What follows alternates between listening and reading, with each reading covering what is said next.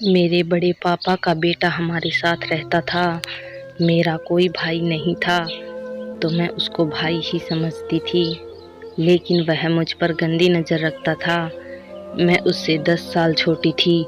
लेकिन एक दिन जब मैं स्कूल से वापस आई तो घर में कोई नहीं था, सिर्फ मेरा भाई था।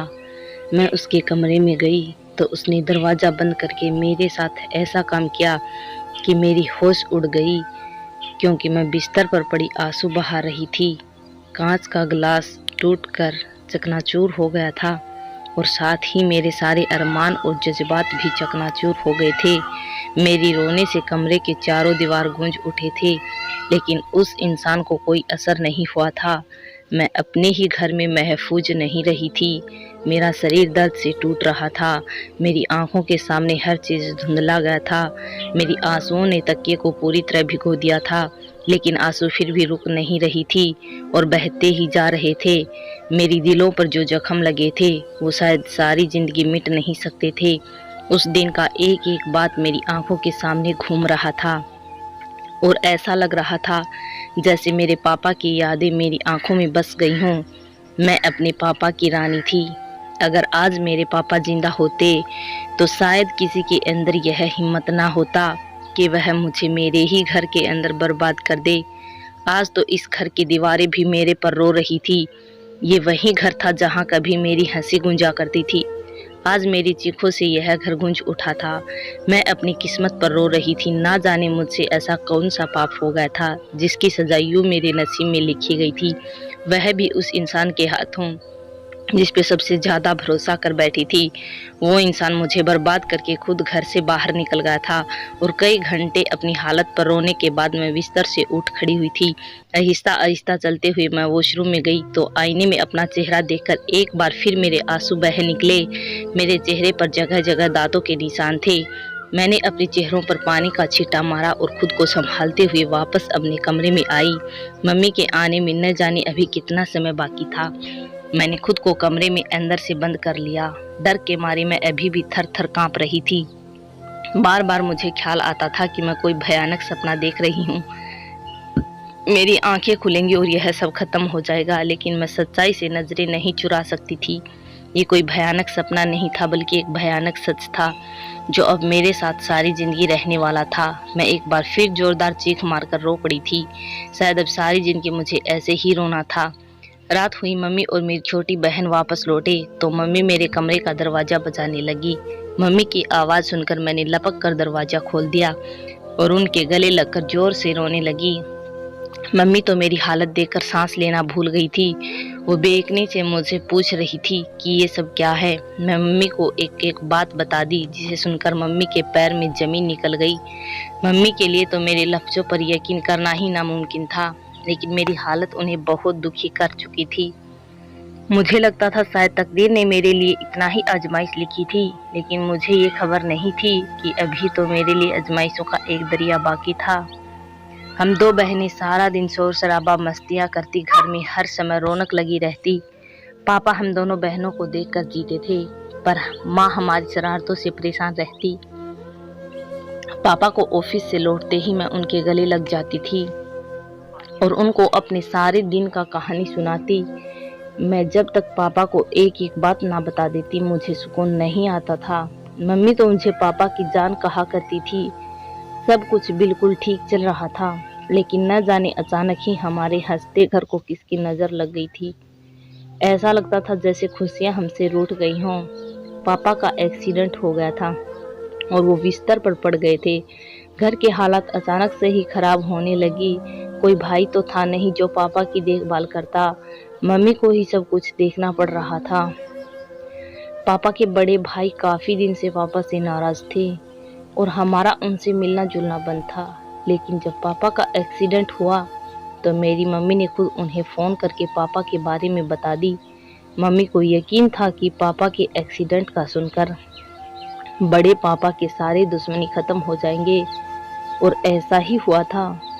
पापा के बारे में सुनते ही बड़े पापा पापा को देखने के लिए आए तो वो पापा के पास बैठकर बहुत रोए और हमारी हालत देखकर कहने लगे, तुम लोगों के लिए अब अकेला रहना मुश्किल है। इसलिए मैं मुकेश को कहता हूँ कि वो तुम लोगों के पास आकर रुक जाए। मुकेश उनका बड़ा बेटा था और बहुत ही अच्छा था। मैंने उन्हें आज से 5 साल पहले देखा था। उसके बाद हमारे बड़े पापा से रिश्ता खत्म हो गया था। बड़े पापा की बात सुनकर मम्मी ने सुकून का सांस लिया कि मुकेश भाई के आ जाने से थोड़ी बहुत मुश्किल कम हो जाती। पापा बिस्तर पर पड़े दर्द से कराहते रहते और हम दोनों बहनें पापा को देखकर रोती रहती। मैंने सारी जिंदगी में कभी पापा को आराम करते नहीं देखा था और पापा पिछले 15 दिन से बिस्तर पर पड़े हुए थे। मुकेश भाई हमारे घर आ गए थे। वो पापा की पूरी तरह देखभाल कर रहे थे और उनके आ जाने से भाई की कमी भी पूरी हो गई थी। लेकिन शायद किस्मत को कुछ और ही मंजूर था और पापा ज़्यादा दिनों तक साथ ना रह सके और हमसे बिछड़ गए। पापा की मौत ने तो मम्मी की कमर तोड़ दी थी और हम दोनों बहनों के लिए तो ये यकीन करना ही मुश्किल था कि पापा इस दुनिया में नहीं रहे। मेरी उम्र 15 साल थी जबकि मेरी छोटी बहन अभी सिर्फ 12 साल की थी। पापा हमेशा कहा करते थे कि वो हम दोनों बहनों को डॉक्टर बनाएंगे और धूमधाम से हमारा विवाह करेंगे, लेकिन वो अपनी कोई भी ख्वाहिश पूरी नहीं कर पाए थे। पापा के मृत्यु के बाद मुकेश भाई को माँ ने वापस न जाने दिया और वो हमारे ही घर रहने लगे। बड़े पापा का घर दूसरे शहर में था। हमारे सारे रिश्तेदार भी दूसरे शहर में रहते थे, लेकिन पापा की नौकरी की वजह से हम लोग इस शहर में आ गए थे। पापा की मृत्यु के बाद बड़े पापा चाहते थे कि हम उनके शहर ही चलें, लेकिन मेरी पढ़ाई की वजह से हमारा जाना मुमकिन नहीं था। मेरी 10वीं क्लास के बोर्ड का पेपर बाकी था। दूसरे शहर जाने की वजह से मेरी पढ़ाई ख़त्म हो जाती, जबकि मैं तो अपने पापा का सपना पूरा करना चाहती थी और डॉक्टर बनना चाहती थी। मम्मी ने बड़े पापा से कह दिया था कि जैसे ही बड़ी बेटी की पढ़ाई ख़त्म होगी हम लोग आपके साथ चलेंगे। बड़े पापा को हम लोगों की बहुत फिक्र थी, इसलिए वो हर 2 महीने के बाद एक बार मिलने आ जाया करते। मुकेश भाई भी कुछ दिनों के लिए अपने घर जाने की बात करते तो मैं फौरन ही रोने लगती और उन्हें रोक लेती। मैं चाहती थी कि मुकेश भाई हमें छोड़कर कहीं ना जाए, हमेशा हमारी आंखों के सामने रहे। पापा के जाने के बाद मुकेश भाई ने काफ़ी अच्छे से घर की जिम्मेदारियां संभाली थी। वो मुझसे 10 साल बड़े थे, लेकिन मेरी उनसे बहुत अच्छी दोस्ती हो गई थी। हमारा गुजर बसर पापा की पेंशन से हो रहा था। मुकेश भाई ने हमारे ही शहर में नौकरी कर ली थी और वो अपनी कमाई का कुछ पैसा भी मम्मी के हाथ पर रख दिया करते। मम्मी के लिए तो मुकेश भाई कोई बेटे से कम नहीं था, जिन्होंने पापा की कमी पूरी करने की कोशिश की थी। मैं मुकेश भाई के जॉब से आते ही उनके आगे पीछे घूमने लगती और पापा की तरह उन्हें अपने दिन भर की कहानी सुनाती। रात को मुकेश भाई थक कर सोने के लिए अपने कमरे में जाने लगते तो मैं ज़बरदस्ती उनके आगे अपनी किताबें रख देती और उनसे अपना काम करवाती। जितनी देर मैं उनके पास बैठती उन्हें मोबाइल फ़ोन भी ना उठाने देती और कभी तो मैं चुपके से उनका फ़ोन ही बंद कर देती। मैं अक्सर मम्मी से कहती कि मुकेश भाई बिल्कुल मेरे सगे भाई जैसे ही हैं। मेरे दिल में उनके लिए बहुत ही इज्जत और सम्मान था। एक दिन मैं थकी हारी स्कूल से घर लौटी तो पता चला कि मेरी मम्मी और छोटी बहन किसी करीबी रिश्तेदार की मृत्यु की वजह से दूसरे शहर गए हुए हैं। वो दोनों मुझे छोड़कर इसलिए चले गए थे क्योंकि मेरी 10वीं क्लास की पेपर थी। घर में मुकेश भाई मौजूद थे और उन्होंने ही मुझे ये बात बताई थी। वो आज नौकरी पर भी नहीं गए थे, वो घर पर ही मौजूद थे। उनकी बात सुनकर मैंने अपना यूनिफॉर्म बदला और खाना लेने के लिए किचन में गई तो उन्होंने आवाज़ देकर कहा कि मैं उन्हें एक गिलास पानी पिला दूं। जैसे ही मैं पानी का गिलास लेकर मुकेश भाई के दरवाजे में दाखिल हुई तो उन्होंने दरवाजे की कुंडी लगा दी। पहले तो मुझे लगा शायद वो मुझे तंग करना चाहते हैं, लेकिन फिर मुझे एहसास हुआ कि उनकी नज़र ठीक नहीं है। उसके बाद तो जो कुछ उन्होंने मेरे साथ किया वो सोचकर भी मेरे रोंगटे खड़े हो जाते हैं। उन्होंने दरवाजे की कुंडी लगाकर छोटे छोटे कदम उठाते मेरे करीब आए तो मेरे हाथ पांव कांपने लगे और मेरे हाथों से गिलास टूटकर जमीन पर गिर गया और चकनाचूर हो गया। मुकेश भाई ने मुझे धक्का देकर बिस्तर पे गिराया और सारी हदों को पार करते हुए मुझ पर इस तरह हावी हुए कि मैं बचकर नहीं निकल सकी। मुकेश भाई ने मुझे पूरी तरह लाचार कर दिया था और मैं यकीन ही नहीं कर पाई कि ये वो इंसान था जिसे मैं अपना भाई मानती थी। मैं मुकेश भाई से कहने लगी कि वो मुझे जाने दे। मैंने उनसे कहा कि मैं आपको भाई समझती हूँ, आप मेरे साथ ऐसा नहीं कर सकते। मेरी यह बात सुनकर तो मुकेश बहुत ज़ोर से हंसने लगा और कहने लगा कि तुम्हारे समझने से मैं तुम्हारा भाई नहीं हो जाऊंगा।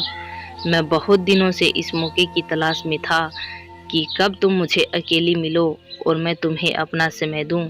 आज तुम्हारी मम्मी की मौसी की मृत्यु की वजह से मुझे ये मौका मिला है और मैं इस मौके का पूरा फ़ायदा उठाऊंगा।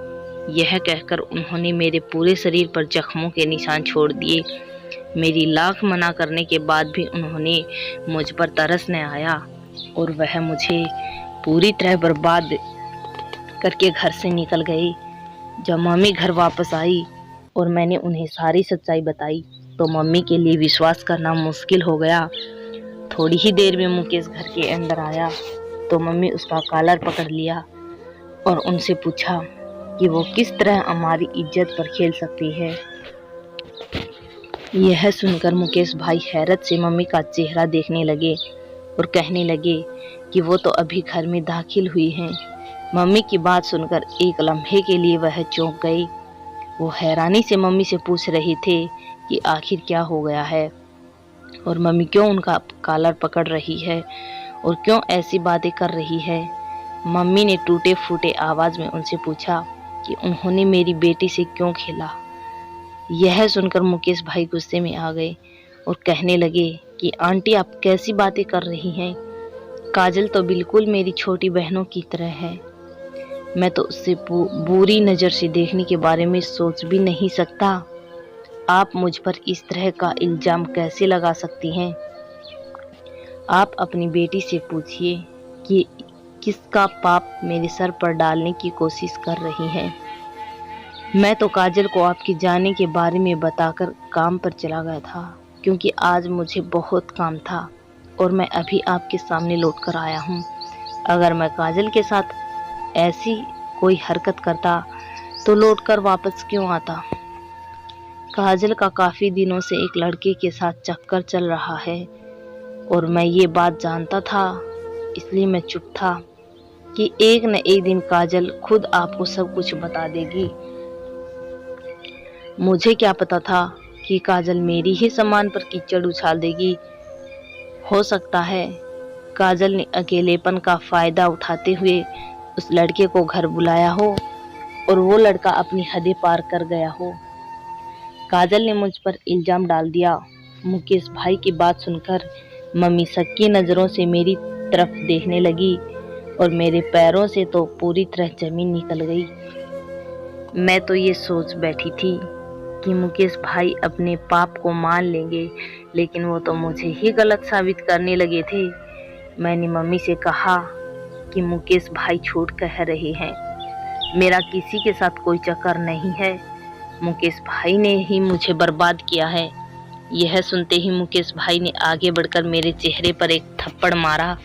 कहने लगा, काजल अपनी गलती मानने की बजाय तुम मुझे बुरा कह रही हो। मम्मी को तो समझ ही नहीं आ रही थी कि उन्हें क्या करना चाहिए। मुकेश भाई गुस्से में मम्मी से कह रहे थे कि वो एक पल भी इस घर में नहीं रहना चाहते। वो अपने कमरे में गए और अपना सामान रखने लगे। मम्मी ने मुझे हाथों से पकड़ लिया और कहने लगी कि सच बताइए सब किसने किया। मैं रोने लगी। मैं किस तरह साबित करती कि ये सब मुकेश भाई ने ही किया था। थोड़ी ही देर में मुकेश भाई अपना सामान लेकर कमरे से बाहर निकल आए। वो मम्मी से कहने लगे कि आंटी अब मैं इस घर में एक पल भी नहीं ठहर सकता। मैं यहाँ अपने अंकल की कमी पूरी कर रहा था, लेकिन आपकी बेटी ने मेरे किरदार पर कीचड़ उछालकर मुझे बहुत दुख पहुँचाया है और अब मैं एक पल भी इस घर में नहीं ठहर सकता। मम्मी तो मुकेश भाई के जाने का सोचकर परेशान हो गई थी, क्योंकि पापा के बाद वो हमारा बहुत बड़ा सहारा थे। लेकिन मुकेश भाई किस तरह रुकने के लिए तैयार नहीं थे। मम्मी ने मुकेश भाई से कहा कि वह रात भर तो रुक जाए, भले सुबह होते ही चले जाए, क्योंकि रात काफ़ी हो चुकी थी। मुकेश भाई को मम्मी की ये बात ठीक लगी थी, इसलिए वह अपने कमरे में वापस चले गए। मम्मी ने मुझे कहा कि मैं सोच समझकर उन्हें सुबह तक सब कुछ सच सच बता दूं। मम्मी की बात ने तो मुझे और भी घायल कर दिया, क्योंकि मेरी मम्मी को मेरी बजाय मुकेश भाई पर भरोसा था। माँ अपने कमरे में चली गई थी और मेरी छोटी बहन भी सो चुकी थी। मुझे नींद नहीं आ रही थी। मैं बेचैनी से घर में यहाँ वहाँ चक्कर लगाने देगी। मुझे बहुत ज़्यादा घुटन का एहसास हो रहा था। मैं छत पर जाने लगी तो अंधेरे में मुझे मुकेश भाई की आवाज़ आ रही थी। वह छत पर मौजूद थे और शायद किसी से फ़ोन पर बात कर रहे थे। मुकेश भाई की बातों ने मुझ पर बहुत सी हकीकतें खोल दी थी। वो किसी से फ़ोन पर कह रहे थे कि बस अब इंतज़ार का समय ख़त्म हो चुका है और मैं कल सुबह ही वापस आ रहा हूँ। दूसरी तरफ से न जाने क्या क्या कहा गया था। जवाब में वह कहने लगे कि मैंने हमेशा के लिए पूरी तरह इंतज़ाम कर लिया है। अब मेरे और तुम्हारे बीच कोई नहीं आएगा और मैं तुम्हारे साथ ही रहूँगा। मैं सीढ़ियाँ चढ़कर मुकेश भाई के सामने जाकर खड़ी हो गई थी। मुझे देखकर वह चौंक गए थे। मैंने उनसे कहा कि मुझे सब कुछ सच सच बता दे कि उन्होंने मेरे साथ ऐसा क्यों किया। उन्होंने फ़ोन रखकर मेरी तरफ देखा और कहने लगा कि तुमने मुझे मजबूर किया है कि मैं तुम्हारे साथ ये सब करूं। मैं यहाँ अंकल की बीमारी की वजह से यहाँ आया था, लेकिन तुम लोगों ने मुझे अपना गुलाम बनाकर रख लिया। मेरी अपनी भी एक ज़िंदगी थी और कुछ ख्वाहिश थी, लेकिन तुम लोगों ने मुझे अपना गुलाम बनाकर रख लिया और अपने मतलब के लिए इस्तेमाल किया। मैं वापस अपने शहर जाना चाहता था, लेकिन तुम लोगों ने जाने नहीं दिया और तुम किस तरह मुझसे रिश्ता बना ली।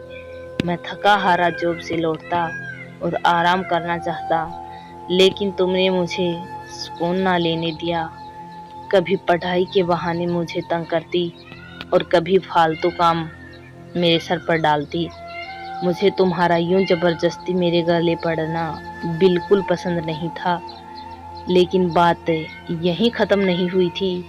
तुम मेरे फ़ोन भी काट देती थी और जब दिल चाहता मेरा फ़ोन मुझे बिना बताए ऑफ कर देती, जबकि तुम अच्छे से जानती थी कि मेरी मंगनी हो चुकी है और मेरी मंगेतर मुझे फ़ोन करती है, लेकिन उसके बाद भी तुम उसका फ़ोन काट देती थी। तुम्हारी वजह से हर रोज़ हम दोनों में झगड़े होने लगे थे। मेरी मंगेतर पूजा चाहती थी कि मैं वापस आ जाऊं, लेकिन मैं यहाँ तुम्हारे रोने धोने की वजह से लाचार होकर रुक जाया करता था। पूजा मुझ पर शक करने लगी थी और उसे ऐसा लग रहा था जैसे मेरे और तुम्हारे दरमियान रिश्ता बन चुका है।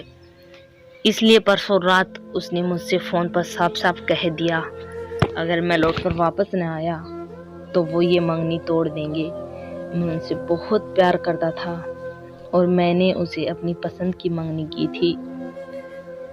हम दोनों की जल्दी शादी होने वाली है और सिर्फ तुम्हारी वजह से ये रिश्ता खत्म होने वाला है।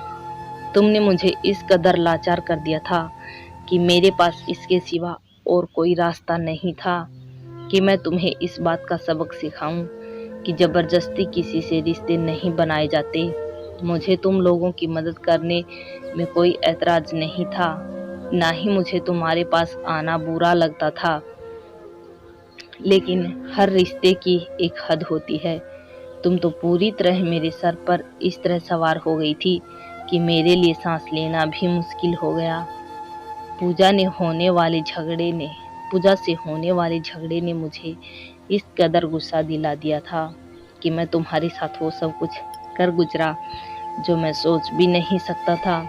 मैं बुरा नहीं था, ना ही मेरी नीयत मैं तुम्हारे लिए कोई ऐसा वैसा था, लेकिन तुम्हारी अपनी हरकतों ने मुझे मजबूर कर दिया कि मैं तुम्हारे साथ गलत हरकत कर गया और मुझे इस बात पर बहुत ज़्यादा शर्मिंदगी भी है, लेकिन मेरे पास इसके सिवा कोई चारा नहीं था। तुम्हें यह बात समझ लेनी चाहिए थी कि तुम ज़बरदस्ती किसी को अपना भाई बनाकर इस तरह ज़िंदगी पर सवार नहीं हो सकती थी। मैं पूजा को खोना नहीं चाहता, इसलिए मैं सुबह होते ही यहाँ से वापस अपने शहर चला जाऊँगा और तुम अच्छे से यहाँ अपनी ज़िंदगी गुजारना और किसी से ज़बरदस्ती रिश्ता बनाने की कोशिश ना करना। मुकेश भाई की बातों ने मुझे चौंका दिया था। मैं सोच भी नहीं सकती थी कि वो मुझसे सिर्फ और सिर्फ इस बात का बदला इतनी बेरहमी से लेंगे कि मैं हर समय उनके आगे पीछे रहती थी।